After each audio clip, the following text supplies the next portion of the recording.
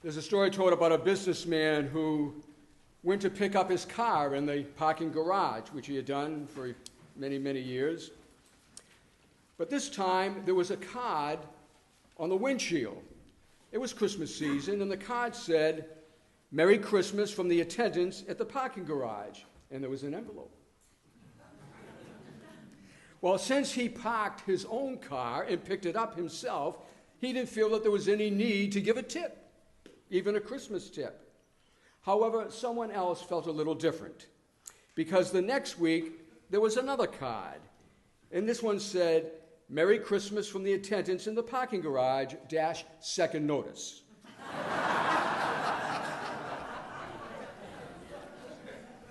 Well, in a sense, today is a second notice. We are celebrating the second Sunday in Advent, the Sunday of joy. There's a story told about a little boy, a minister's son, who was acting up. Now, this is quite unusual. Most minister sons never act up. But by the end of the day, the mother had decided that she couldn't take it any longer. She said to her little boy, Peter, "When your father comes home, I'm going to tell him how you have misbehaved."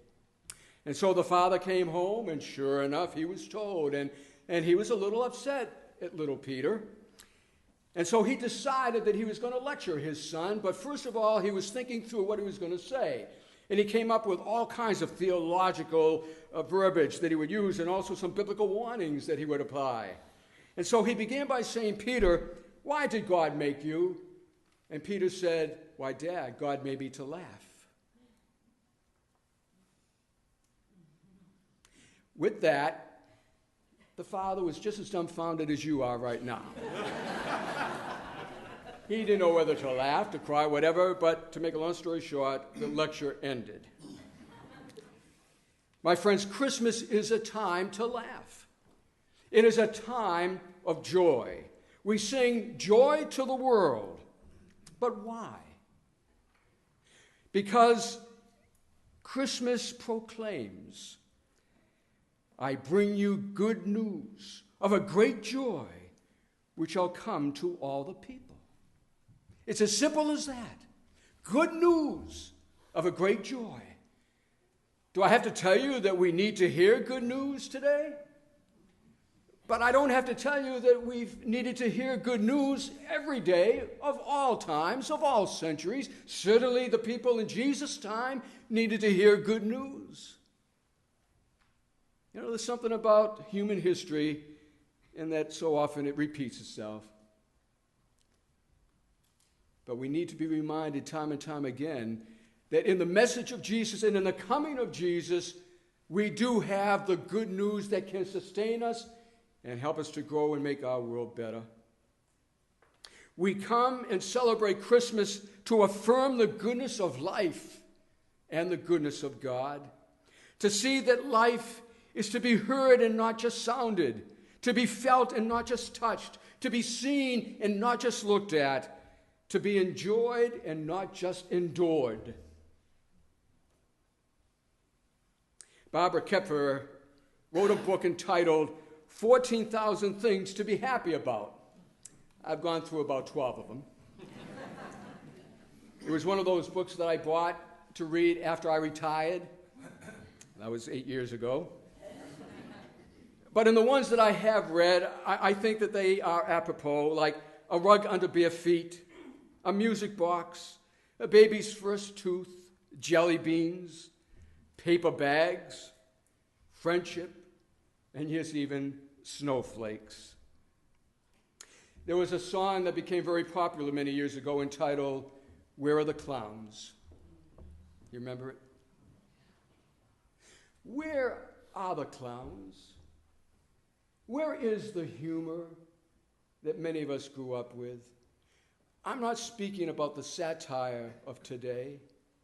I'm not speaking about the scorn and the ridicule and the sarcasm and, quite frankly, the bad humor that we see on TV masking as humor. And quite frankly, it's not just the comedians that are at blame. In many of our churches, I think that we are guilty, not you, but many churches are guilty of subduing or misrepresenting joy. I believe that it is a heresy to suppress the kind of joy that Jesus Christ brought to us, to see faith without color or without scope, to see faith without danger and trouble, to measure it by its restrictions rather than its privileges, to consider more what we have to give up instead of what we take up. Many years ago, serving a church, I looked out over the congregation and I happened to notice this little child who was not sitting down, but instead was up on his feet and had turned his back on me. And he was looking at the people in the congregation and he was smiling. Now, he wasn't ripping a hymn book. He wasn't spitting. He wasn't even talking. He was just smiling. All of a sudden, the mother turned him around and said, "You're in church. You can't smile."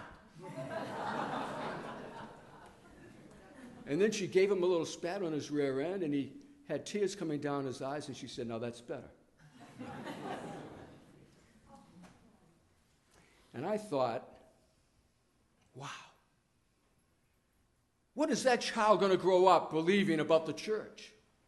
Even more so, what does that mother think about the church? Quite frankly, at that moment, I was quite angry. I thought, here is a child that represents the future of the church and the future of our world, and he's just been told that you can't smile and you can't laugh in church. I wanted to tell that child that we believe in a God that has humor. He had to have had humor to create the likes of us. And I believe in a God who understands when little children are squirmish or even bored in church. Now, I said children. I wanted to tell him that it is good and right to smile and laugh, yes, even in church.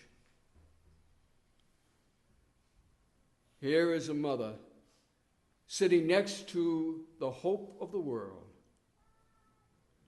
If he cannot smile in church, where can he smile?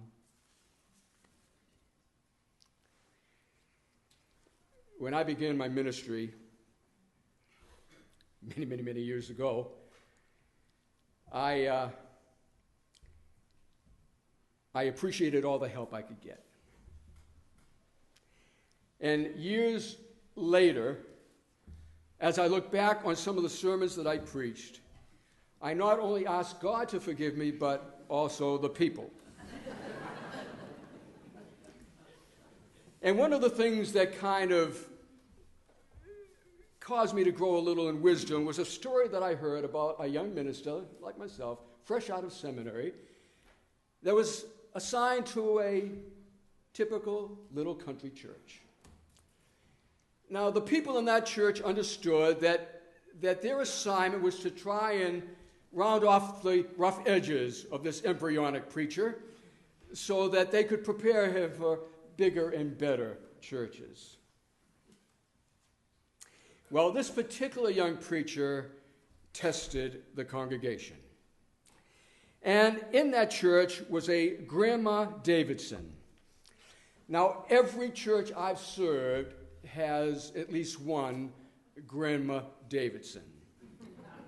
Grandma Davidson is the kind of a person who loves the church and will be there no matter who the preacher is, but also one who can only take it so much and then finally has to just blow her top or at least confront the preacher. So on this particular Sunday, she asked him to lunch after service. If he had been wise, he would have known that something was coming. Well, it so happens that the sermon that day had caused her to feel downcast but not destroyed. As they were sitting at table eating, she finally could not hold her tongue any longer, and she said, You know, we were hoping for a preacher who would know the other side of Jesus Christ. We have heard plenty of doom and gloom. I always believed that the coming of Jesus Christ was like when the sun breaks through a gloomy day. The likes of you have been scolding us for years, but I always hoped that someday we would get a preacher who knew that the gospel is also glad tidings. I think if you would consider what I have just said, it would do wonders for you, and oh, what it wouldn't do for us. My friends, there is no place in God's kingdom or his church for just doom and gloom. There's the other side, the joyful side. As I said in my sermon a couple of weeks ago, it's amazing how a smile can disarm the most angriest of people. Now, I am aware that there are those here today for which there may seem to be no joy. A death, illness, the recession, separation, whatever. But I would remind us all that joy does not mean absence of pain, worry, or strength. You see, there is a difference between joy and happiness. Happiness is based upon the word happening. In other words, if something is happening that makes us feel glad, and then we're happy. But joy is something that is deep down inside of us. Joy is something that awakens the heart. Joy is a blessedness. It can take us through the tough times, the difficult times, the times of storms and temptations. Real joy comes with the experience of living. That's why as we get older, we find more joy because we've had more struggle. And true, sometimes happiness isn't always available, but God is. And because God is available, we can have that inner joy that can bring us strength and can bring us acknowledgement of God's presence. You see, Christian joy and Christmas joy is knowing the significance of the simple and the miraculous, like the birth of a baby in a manger. Have you ever wondered, why did God choose to come to us that way? Because he knew that in a baby we would truly get the message. Through simplicity and through the miraculous, we find his love. In John 16 that I shared with you, when a woman is in labor, she has pain. But when that child is born, she no longer remembers the anguish because of the joy that that child has brought her and hopefully the world. I believe that God must have felt a tremendous joy that first Christmas when he presented the gift of that Christ child to the world. And you and I can have that same joy when we find Christ in our heart and in our lives. Christmas joy comes as we open our hearts to each other, as we give as well as receive. You know, one of the smallest packages we will see at Christmas time is a person all wrapped up in themselves.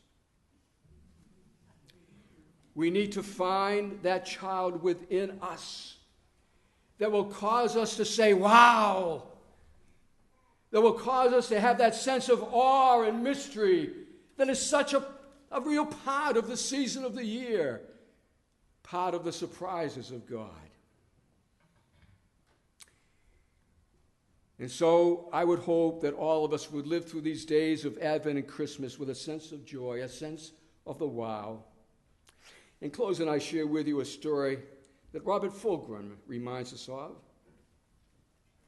It so happens that there was a man by the name of John Pierpont who died at the age of 81 in 1866. Supposedly, by his own feelings and those around him, he died a complete failure. Now, he was a graduate of Yale. He went into teaching, but he was too easy on the students. So they let him go. Then he went to law practice, but he was too lenient and generous with the clients, and so he failed at that. He then became a businessman, but he had little profit because he was always giving money away and giving credit to those who couldn't pay. Then he decided to become a minister, but it was during the Prohibition days, and he preached against slavery, and so his congregation fired him. And then he became a politician, but he was way too honest, and he never made it in that. John Pierpont died as an obscure clerk of the Treasury Department in Washington, D.C. He accomplished little or nothing of what he had set out to do. And yet, he left you and I a living memorial. Because before he died, he wrote a song. A very simple song that he dedicated to his family and to the congregation where he worshiped. It's a song about sleigh bells. It's a song about singing and being joyful. Yes, I'm talking about jingle bells. And friends, it may be a little unorthodox, but let's sing. Dashing through the snow in a one-horse open sleigh, o'er the fields we go, laughing all the way. Bells of bobtail ring, making spirits bright. What fun it is to ride and sing a sleighing song tonight. Oh, jingle bells, jingle all the way. Oh, what fun it is to ride in a one-horse open sleigh. Jingle bells, jingle all the way. Oh, what fun it is to ride in a one-horse open sleigh.